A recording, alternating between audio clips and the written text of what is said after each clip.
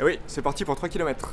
3 km, c'est le trajet que Guillaume effectue désormais chaque jour à vélo pour aller de son domicile à son lieu de travail en région parisienne.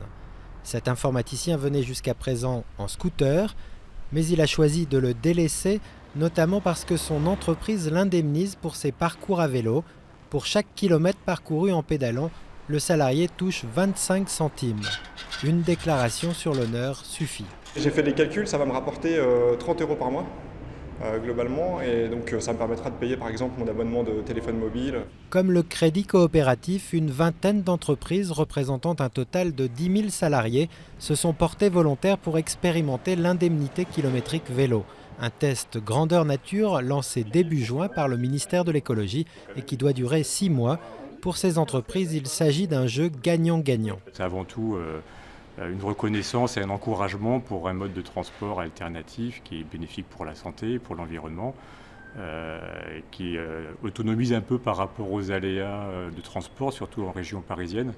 Et je pense vraiment, on a la conviction que la qualité de vie contribue aussi à l'efficacité au travail, donc c'est bon pour l'entreprise également. Dans cette petite entreprise parisienne de conseil en développement durable, un tiers de la vingtaine d'employés viennent déjà à vélo au travail. Pour eux, cette indemnisation ne serait que pure justice. C'est une très bonne chose pour aussi rétablir un pied d'égalité avec les utilisateurs des transports en commun qui bénéficient déjà de remboursements sur leur abonnement. Restent quelques regrets pour ce chef d'entreprise.